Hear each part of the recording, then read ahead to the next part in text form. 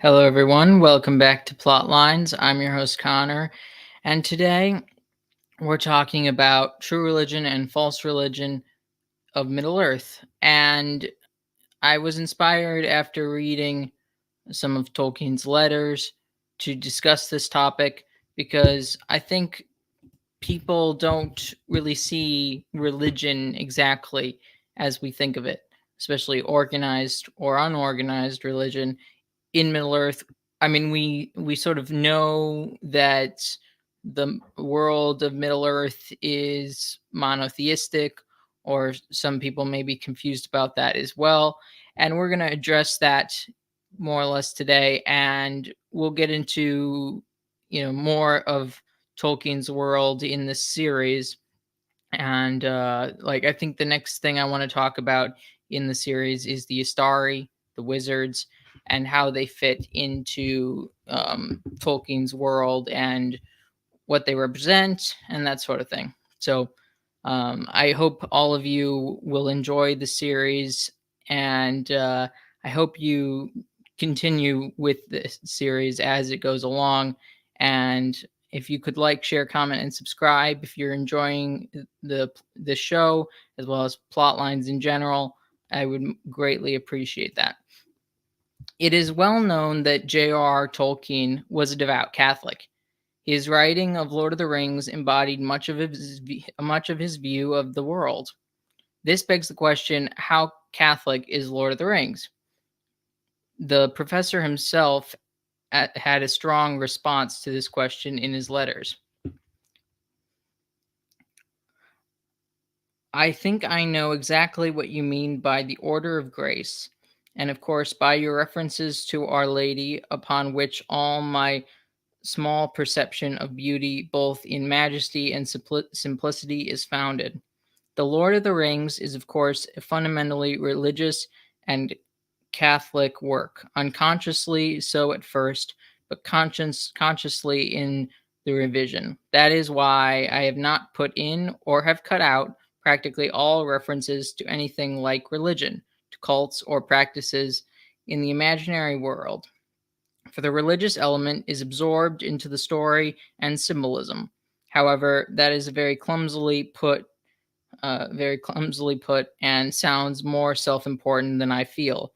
For as a matter of fact, I've consciously planned very little, and should chiefly be grateful for having been brought up since I was 8 in a faith that has nourished me and taught me all things that I know, and that I owe to my mother, who clung to her conversion and died young, largely through the hardships of poverty resulting from it.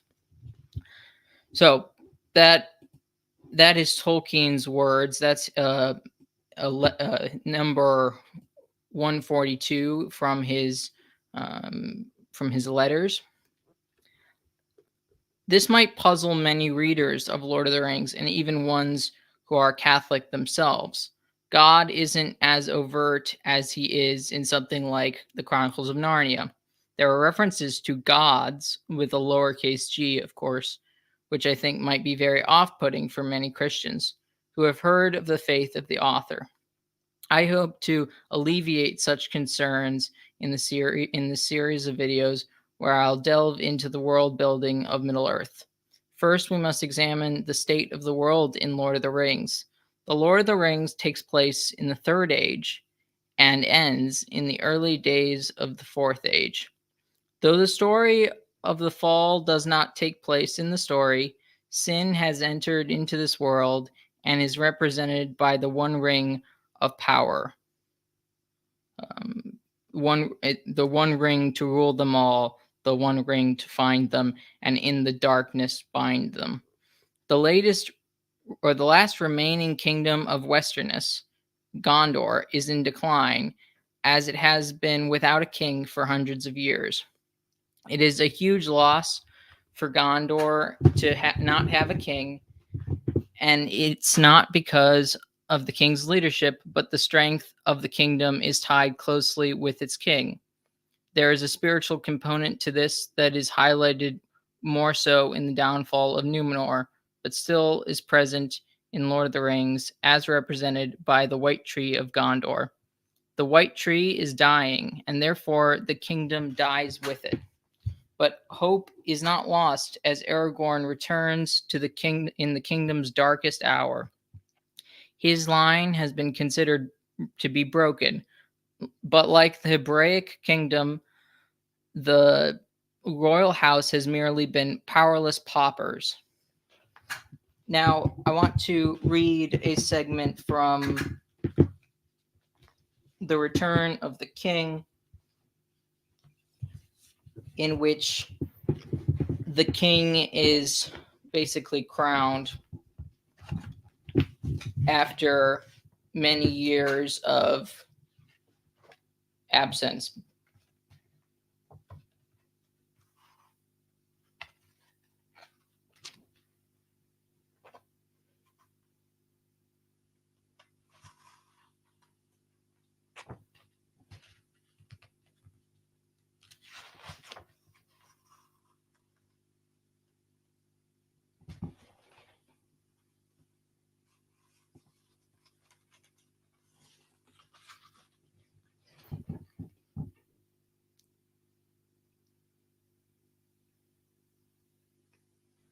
Faramir met Aragorn in the midst of those that assembled, and he knelt and said, "The last steward of Gondor begs leave to surrender his office."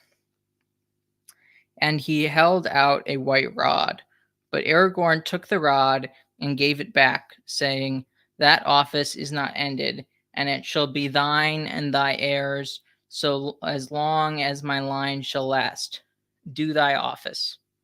Then Faramir stood up and spoke in a clear voice. "Men of Gondor, hear me, or hear now, the steward of this realm.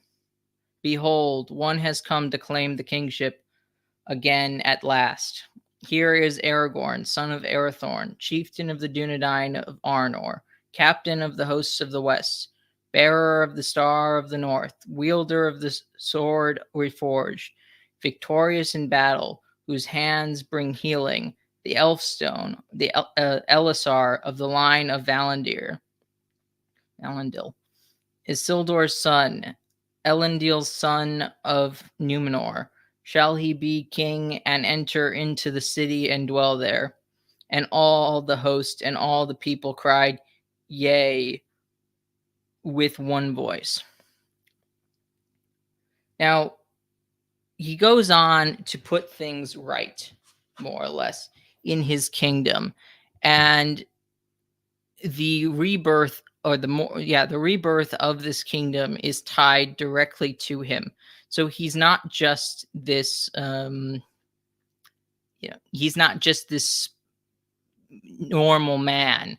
Like, he's not just a man, as a president is a man. Like, he has so many more responsibilities. He has the blessing of the Valar as Gandalf coronates him or crowns him and says, hold on.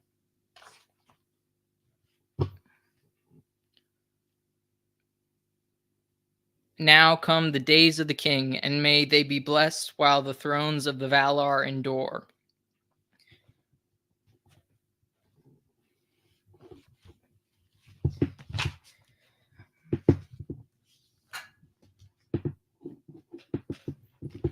Now, what does this have to do with religion? The religion of the world is predicated on the framework that the story takes place long ago in our world before Christ. This means that there would be no Catholic religion to speak of, at least not tangibly. Aragorn becomes a king of a familiar variety to Hebraic kingship. He is very much the King David, and like King David, he is also a priest of a kind. This is alluded to when he ascends to Mount Mindolluin above Minas Tirith. That this was a hollow place, and Aragorn follows the paths that only the kings were wont to go. This is the mold of Numenor and the pillar of heaven, as it said in the Silmarillion. "But in the midst of the land was a mountain, tall and steep, and it was named the Meneltarma, the pillar of heaven, and upon it was a high place that hallowed to Eru Iluvatar, and it was open and unroofed, and no other temple or fane was there in the land of the Numenorians. Tenequetel is the oldest holy mountain in which the Valar rule the world and commune with the god of the world, Eru Iluvatar. It is clear that the three holy mountains serve the same purpose.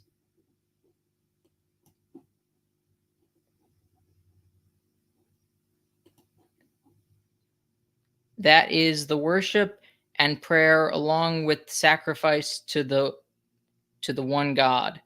Gandalf comes with him because he is an angelic being. They're on to along the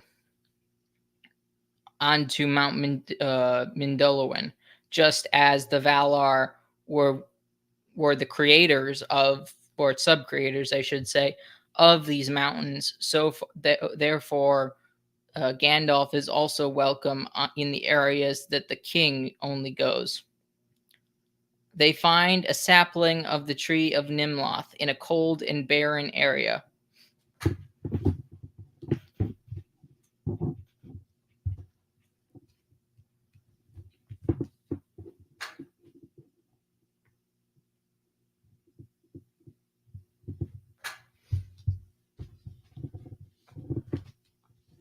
I will read the part in which they find this sampling so people can understand more clearly that I'm not just sort of, making it up, basically.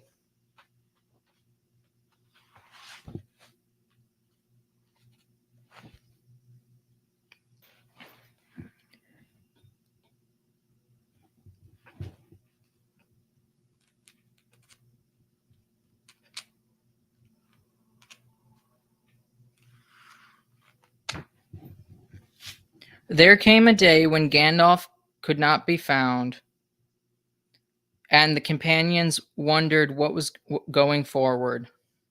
But Gandalf took Aragorn out from the city by night, and he brought him to the southern feet of Mount Mindolluin, and there they found a path made in ages past that few now dared to tread, for it led up to the mountain to a high hallow.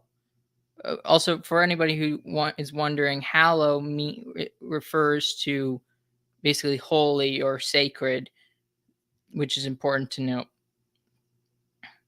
where only the kings had been wont to go, and clad the lofty peaks, and it looked down over the precipice that stood behind the city. And standing there, they surveyed the lands, for the morning was come, and they saw the towers of the city far below them, like the white pencils touched by the sunlight.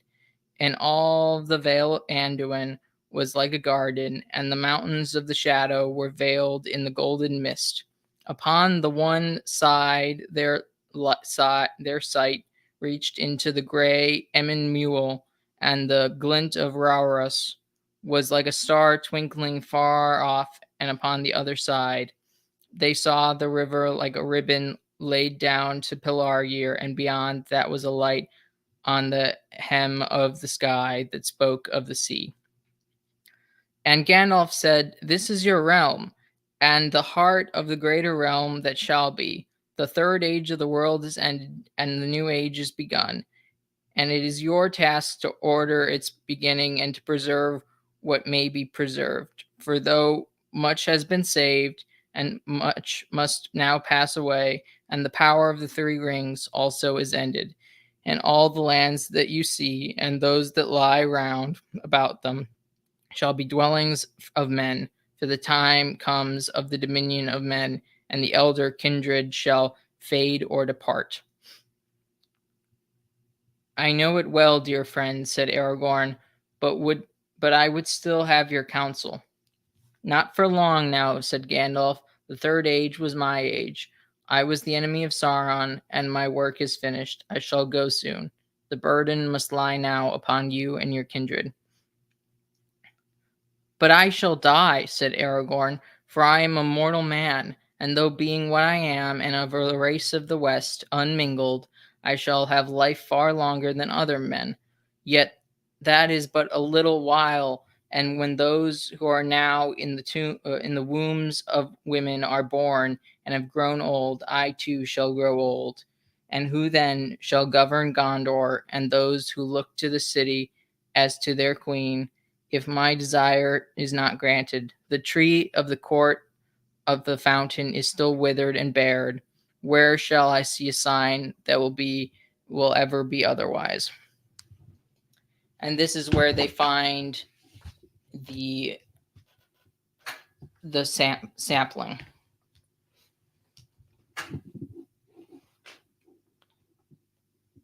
This is the true. Sorry. They which comes this sapling comes from a seedling from Westernness, and eventually from the holy trees of Valinor, created by the Valar and destroyed by Morgoth. Or not the holy trees. I think they came from the tree. It's either from the holy trees in Valinor or one of the holy trees related to one of the brought by the elves. I can't remember which one.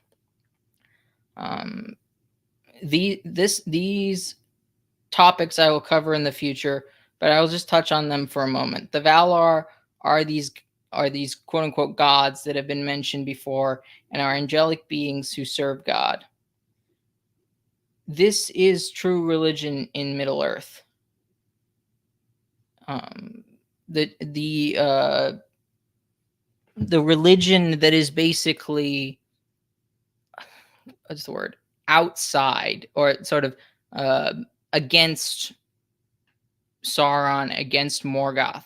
Religion in Middle Earth is not like the Christian religion insofar as practice. Now that we kind of know what true religion is, I want to talk about what false religion is in Middle Earth. This might be more obvious than the former. The false religion is Satanism as it relates to Middle Earth. Just as man fell in Middle Earth, so did one of the angelic beings. His name is Morgoth. He was cast out of Middle Earth after the First Age, but his servant Sauron continues to wage war against those who practiced the true religion. After the decline of faith in Numenor, he was brought in as a prisoner and eventually became the chief advisor to the king. He accelerated the downfall of Numenor and turned the people into worshippers of Morgoth. They built a temple, and in that temple, human sacrifice took place. It can be presumed, therefore, the other kingdoms, such as the Easterlings, Harad, and Umbar, continue such practices while they are under the thraldom of Sauron. Religion is not as clear amongst the elven race in Middle-earth and the Northmen, the hobbits, and the dwarves. The elves have their angels that they will call upon when they are in need of help. The dwarves have a similar devotion to Aule, their sort of maker. And the Northmen, hobbits seem to be ignorant, except for the Northmen call the Valar gods. The thing that seems to bind all the free peoples as their virtue is their freedom from Sauron and Morgoth. It's not this just general freedom. It's not this abstract sense of freedom, the ability to do whatever you want or anything like that. But it seems more to be freedom from thraldom. In this way, the unifying religion, just as is similar to the Gentiles, having remnants of natural religion. The non-Numenorians had their remnants of religion. They worshipped God by rejecting the devil, so they may be open to Christ when he comes.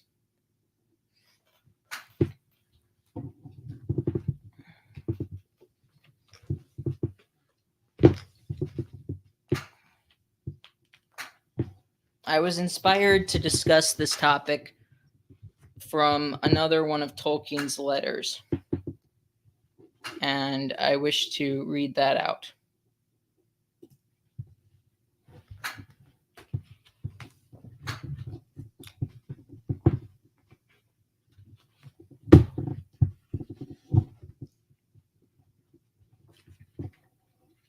It's actually a drafted letter that Tolkien wrote, but never sent, which I think is interesting because, well, we can discuss maybe, or I can talk about a little bit why I think it wasn't sent.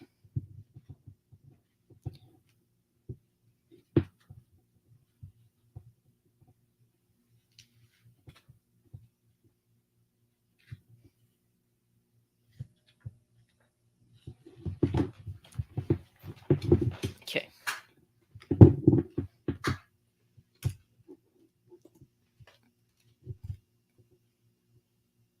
So he writes this to Robert, or he tried to write this. Well, he did write it, but he didn't send it to a Robert Murray S.J. My dear Rob, it is remarkably kind of you to write at such length amid, I fear, weariness. I'm answering at once because I am grateful because only letters that I do treat so ever get answered, and most of all because your parcel has arrived when, having done all my prep according to all minutes and resolutions, a long and argumentative college meeting yesterday. Basically, no, Smeagol was not, of course, fully envisaged at first, but I believe his character was implicit and merely needed attention. As for Gandalf, it is not to join. I don't to voice any criticism. I could be much more destructive myself. They are, I suppose, always defects in a large-scale work of art, and especially in those of literary form that have founded on a earlier matter which is put on to new uses, like Homer or Beowulf or Virgil or Greek or Shakespearean tragedy, in which class as a class, not as a competitor. The Lord of the Rings really falls, though it is only founded on the author's own first draft. I think the way in which Gandalf's return is presented is a defect, and one other critic, as much under the spell as yourself, curiously used the same expression: cheating.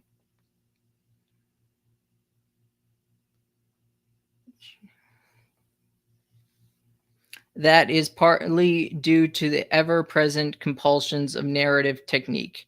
He must return at that point, and such explanations of his survival are or as are explicitly set out must be given there, but involving the whole but the narrative is urgent and must not be held up for elaborate discussions involving the whole mythological setting.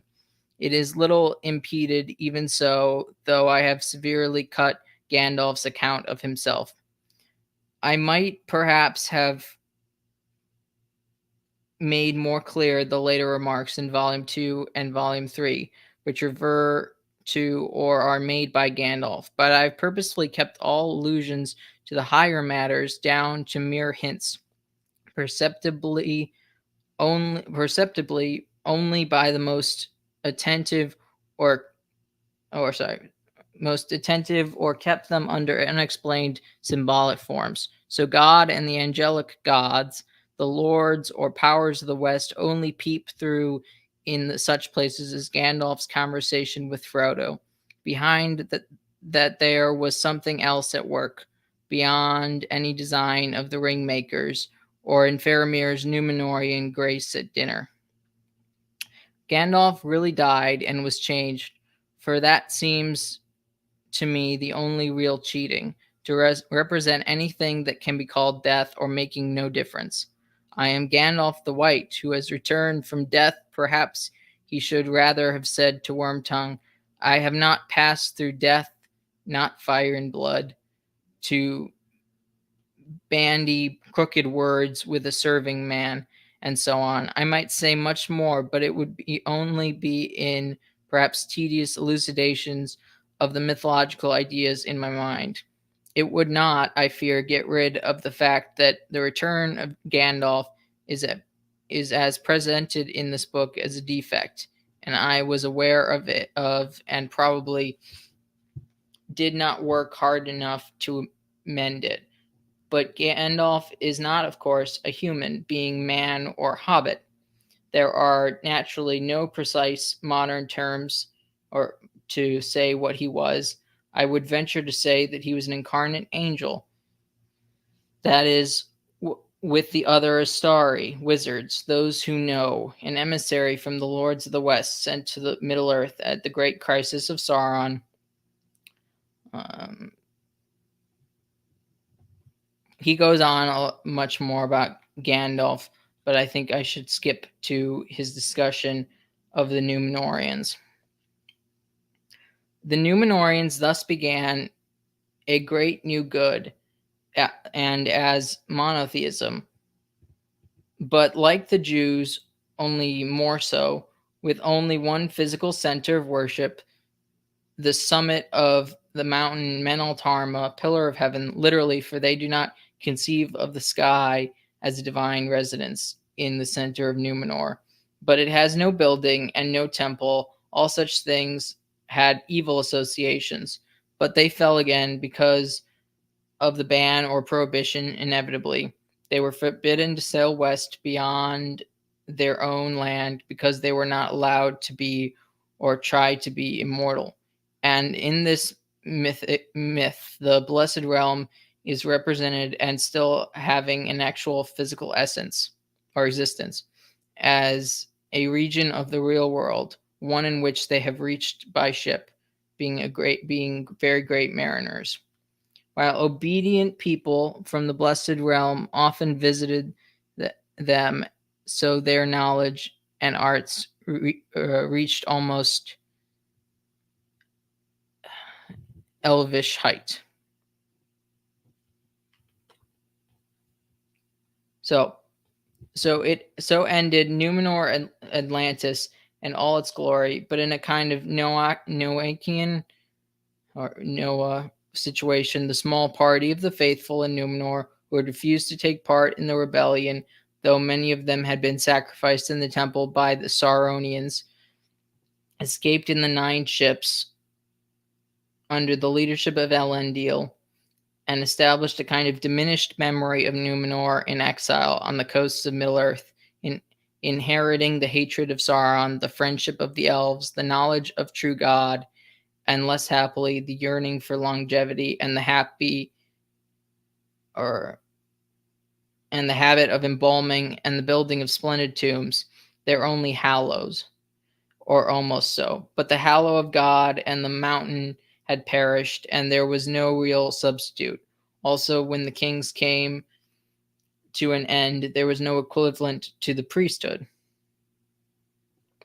the two being identical in Númenorian ideas. So while God was a datum of good, Númenorian philosophy, datum of good, Númenor history.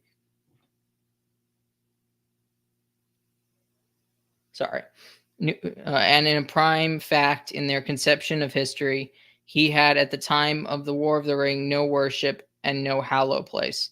At that kind of negative truth was characteristic of the West and all the area under Númenorian influence. The refusal to worship any creature, and above all, no dark lord or satanic demon, Sauron or any other, was almost as far as they got. They had, I imagine, no petitionary prayers to God, but preserved the vestiges of thanksgiving. So, I didn't read all of it, but I read a little bit of it that I think was most important for the topic today. As I said, I want to talk about the Astari in a different video, but I think it's really interesting that in some sense there was a priesthood with within Numenorian society, within Gondor. The king definitely does represent some sort of priest. And though Mindulwyn is seemingly a much lesser mountain, very similar to um, the the just sort of destructions of temples and stuff like that, the loss of such things. Yes, Limbus bread as very much the Eucharist, the way bread, daily bread, very much so. Keeping the hobbits and all those who eat of it, giving them sustenance to carry on. Nico says one little detail about this is that there are actual rituals and religions in the stories, but most won't be able to tell. For example, a family dinner is a religious ritual. Yes, that's true. But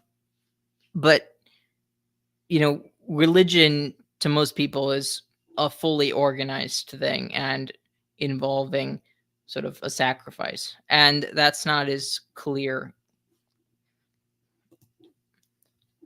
Nico also says the thing about kings is they can't exist without religion. So if there's a king, there has to be a religion. But in the books, kings are just taken for granted, which is a big tell, in my opinion.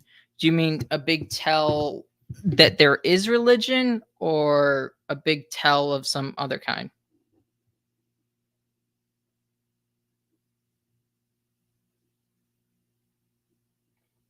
So, um, but the point is that in some sense, religion for everyone, like the Gentiles, sort of the non-Numenorians of the story, they don't have as much of a religion.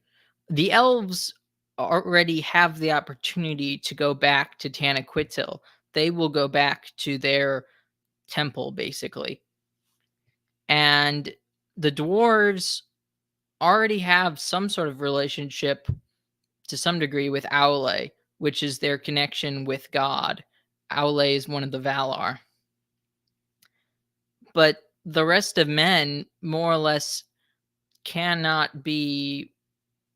I mean, well, I guess it's sort of Tolkien is waiting for Christ to come to tell them to make disciples of all nations, but that's not the case at this situation. Christ hasn't come, and though Aragorn is a Christ-like figure, he Tolkien did write this sort of as a history. Nico says a big tell in that Tolkien understood that in real myths, lots of things like they are also taken for granted. To make that explicit in the story would ruin the magic, and Tolkien knew it. Yeah, okay, that makes sense. But they were not thinking about it. It's not in these situations. It's just also part of their life. They're not really thinking like they're in a story. They're thinking like they're in a myth. They're thinking like they're a part of this world. So they're not really going to explain their rights or anything like that. Yeah, so I think if you watch, or if you not watch, if you read Lord of the Rings again, you can think about sort of how important Gondor is to the survival of men as a whole. If Gondor doesn't sort of exist anymore, there will be no beacon of hope for all men. You have the Rohirrim, who are more or less participating in some lifestyle aspect or some religious aspects of the Numenorians, of the Dunedain, of Gondor, but they're just mere participants. they're not necessarily um, they're not necessarily fully knowledgeable, I guess you could say. They're more or less coming around slowly, I would say. That's why they call them gods. That's why they refer to the Valar as such. So I hope you all enjoyed this episode. Please leave a like, share, comment below to let me know, that you want me to continue this series. Comments in the comment section. I mean, I really appreciate the comments in the live chat, but I really appreciate also adding some comments in the comment section if that's not too much trouble, just because it helps very much in the algorithm. And on Friday, my plan is to have a stream with Marcus Furious Pertinax on the great persecution of Christians by Diocletian and the Roman Empire in general. And then Jeff, the Supreme Pontiff, and I will be back to talk about Emperor's Club on Saturday. So we're going to be doing a review there. And to all of you who have come over here from Avoiding Babylon, welcome. And I hope you enjoyed the episode I did on Avoiding Babylon with them on For Greater Glory. If you're somebody who's subscribed to my channel but not theirs, go check out their video, their stream from last night that I was on. And please let me know if there's anything you want me to explain regarding Tolkien and Lord of the Rings. I might make a video about your suggestion, and I might not think of it as something that requires much explanation, but if you leave a like, or not leave a like, if you leave a comment about it, then it will draw my attention, and we'll go from there. Thank you, everyone. I hope you enjoyed this episode. Please like, share, comment, and subscribe, and God bless everyone. Bye.